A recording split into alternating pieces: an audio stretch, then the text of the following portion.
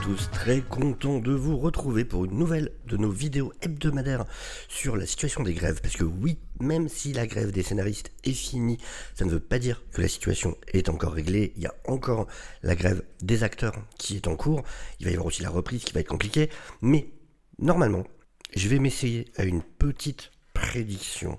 J'espère, je croise les doigts, je pense que ça devrait être notre avant-dernier rendez-vous pour les vidéos vraiment sur les grèves.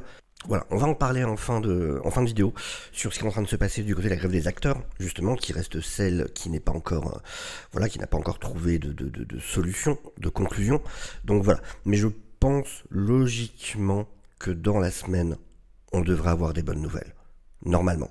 J'espère pas me tromper, on verra, je croise les doigts, mais voilà. En tout cas, on va voir quelques news tout de suite sur ce qui s'est passé ces derniers temps par rapport aux grèves, avec déjà un scénariste de Stranger Things. Et en fait, je trouvais ça intéressant tout simplement parce que, comme je vous l'avais dit dans une vidéo, une des choses qui a failli empêcher pour le coup la résolution du côté des scénaristes, c'était qu'ils avaient demandé de pouvoir continuer à soutenir les acteurs, et donc ils avaient demandé à pouvoir respecter les piquets de grève des acteurs, c'est-à-dire à ne pas aller au travail s'il y avait une grève des acteurs qui était présente sur les lieux de tournage ou devant les studios ou quoi. Ce qui a été refusé pour le coup, mais on voit que des scénaristes du coup veulent quand même continuer bien évidemment à soutenir le syndicat des acteurs, donc le SAG-AFTRA, qui les a soutenus eux après tout déjà avant de rentrer eux-mêmes en grève. Et donc on a par exemple le scénariste de Stranger Things qui a posté: voilà, j'espère que les studios concluront bientôt un accord équitable avec la SAG, sinon la saison 5 ressemblera à ceci. Et du coup voilà ce qu'il avait mis. Donc c'était ça, il avait mis en fait, ça c'est des prévisualisations, ça veut dire que c'est pour des scènes qui sont vraiment chargées en VFX, ils font souvent des espèces de prévisualisation. En gros c'est l'équivalent, c'est un peu comme un storyboard mais en version animée, ça veut dire voilà, pour se donner une idée. Alors celui-là il est cauchemardesque celui-là.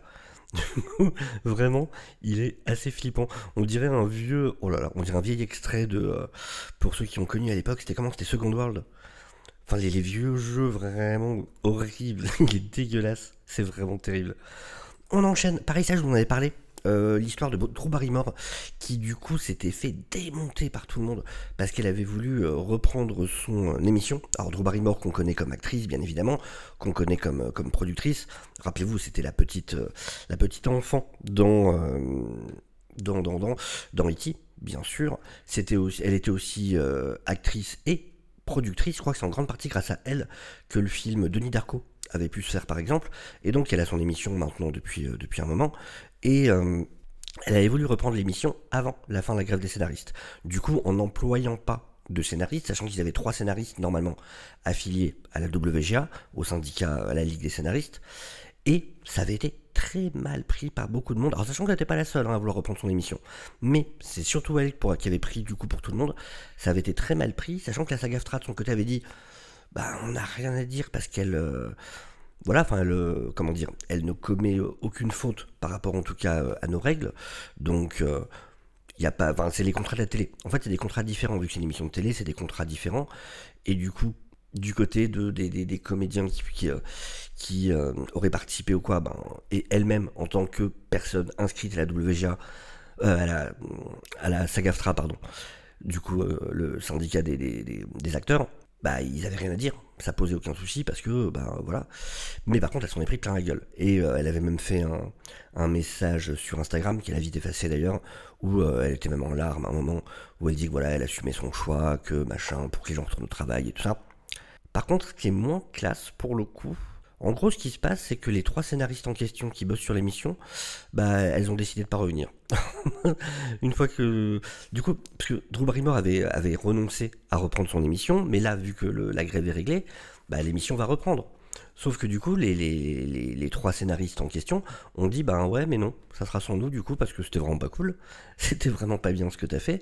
Et le truc, c'est d'autant plus dommage parce que Drew Barrymore, elle avait refusé de participer à une remise de prix justement en soutien au syndicat au début de la grève. Elle avait d'ailleurs cité ces trois scénaristes en disant qu'elle faisait du super travail.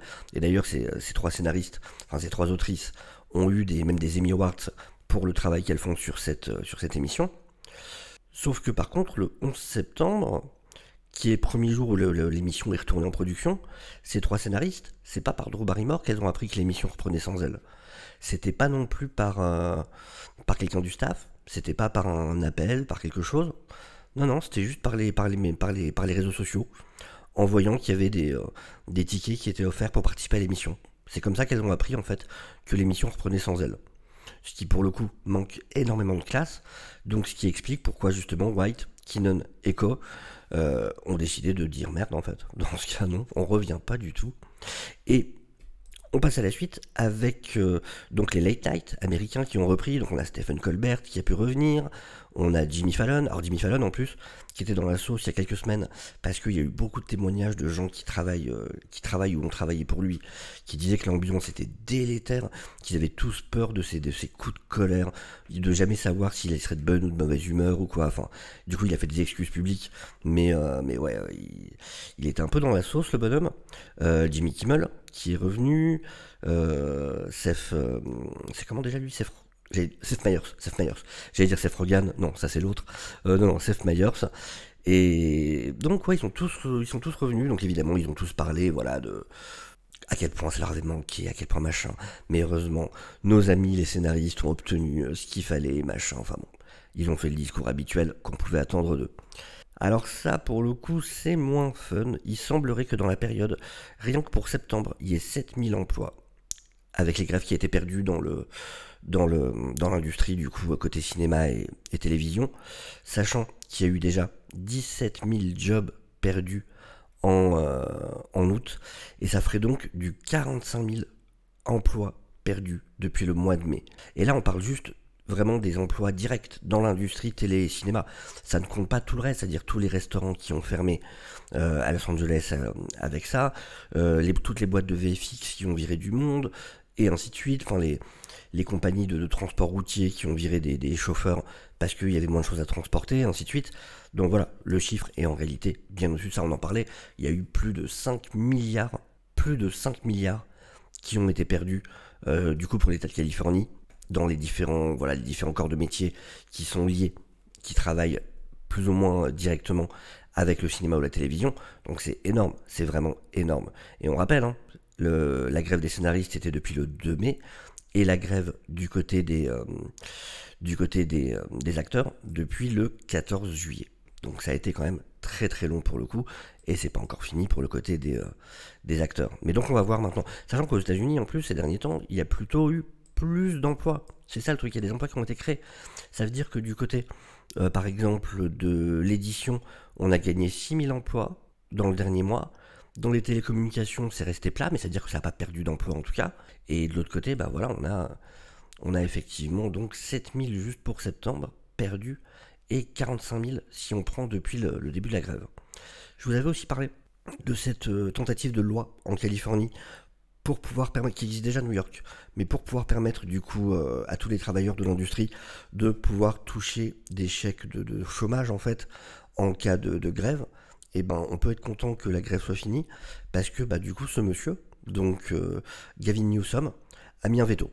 Ça avait été voté par la Chambre, et lui a mis un veto en disant en fait que c'était pas du tout le bon moment, que voilà, maintenant n'est pas le moment d'augmenter les dépenses, parce qu'on a parce qu'il y a déjà une grosse dette, il semblerait que du coup cette partie-là de budget sur justement le chômage soit déjà en dette, enfin finira en dette, et projeté d'arriver en dette sur à peu près 20 milliards de dollars à la fin de l'année quand même, ce qui est effectivement énorme pour le coup. Et pour finir, ce qui nous intéresse bien évidemment le plus, c'est du côté des acteurs, et donc vous voyez ici le siège de la SAG-AFTRA. Donc je vous avais dit, hein, c'est là que se passent les réunions en ce moment avec la MPTP, parce que la SAG-AFTRA a refusé que ça se passe dans les bureaux de la MPTP, ce qui avait été le cas pour toutes les autres réunions, la WGA, toutes leurs réunions, et la conclusion que ça s'est fait au siège de la WGA. Mais là non, eux ont dit, ça se passera chez nous. Et donc ils se sont déjà rencontrés cette semaine, la semaine passée. Donc là ils se sont rencontrés vendredi, donc hier au moment où j'enregistre la vidéo. Ils s'étaient déjà rencontrés plus tôt dans la semaine, toute la journée. Ils se sont vraiment vus toute la journée, et ils se verront encore lundi 9 octobre, donc ce lundi, ils vont encore passer la journée ensemble. Ce qui est intéressant, alors il y a très peu qui est dit, hein, on en sait très très peu, mais c'est justement ce qui est intéressant. C'est que contrairement à ce qui s'est passé avec la WGA, où au départ il y avait eu des fuites, plein de trucs, parce qu'on essayait de mettre le public de son côté, ainsi de suite, machin, là par contre, ça se passe vraiment discrètement. On a un message commun qui dit qu'effectivement ils vont continuer à se rencontrer, que les discussions avancent, tout ça. On ne sait pas quels sont les points de blocage. On ne sait pas sur quoi ils sont déjà arrivés en accord, mais vraiment, comme je le dis depuis le départ, je pense vraiment que du coup maintenant ça va se régler très vite, parce qu'encore une fois, ils ont déjà un modèle sur lequel travailler, ça veut dire ce qui a été accepté du côté des scénaristes, et vraiment là maintenant, les patrons de l'industrie veulent que ça retourne au travail. Ils ont déjà cédé beaucoup de choses du côté des auteurs, donc ils vont en céder du côté des acteurs, et justement la discrétion qui est respectée par les deux parties dans les discussions qui sont en train de se produire montre que voilà, il y a vraiment un élan commun, une énergie commune, et que tout est destiné à vite régler les choses. C'est pour ça que sincèrement, je pense vraiment qu'il est très possible que la semaine dernière soit la dernière vidéo sur les grèves, parce que j'espère que ça sera la vidéo de on peut fêter ça, c'est bon, c'est fini pour tout le monde, et c'est fini pour tout le monde. On se retrouvera dans 3 ans, on verra, quand il faudra à nouveau rediscuter les contrats. Et tout n'est pas parfait, mais ça on en discutera dans plein de vidéos sur la chaîne. Mais en tout cas, du côté de ces grèves-là, il semblerait, j'espère, qu'on puisse avoir des bonnes nouvelles dans la semaine. On verra si c'est le cas, j'espère ne pas m'avancer en tout cas, mais voilà. En tout cas, merci d'avoir suivi cette vidéo qui pour le coup est plus courte que d'habitude, bien évidemment, vu que bah voilà, on est surtout sur une reprise de boulot. Et on parlera des conséquences, hein, de toute façon, mais ça je pense que ça sera quelque chose qu'on traitera plutôt dans les vidéos du dimanche, dans les dimanches des déviants, au fur et à mesure où ça se produira. Et puis voilà, donc n'hésitez pas bien évidemment à vous abonner à la chaîne, ça fait toujours très plaisir. N'hésitez pas à liker la vidéo s'il vous a plu, n'hésitez pas à la partager. Et sur ce, je vous dis à très bientôt. Ciao, ciao.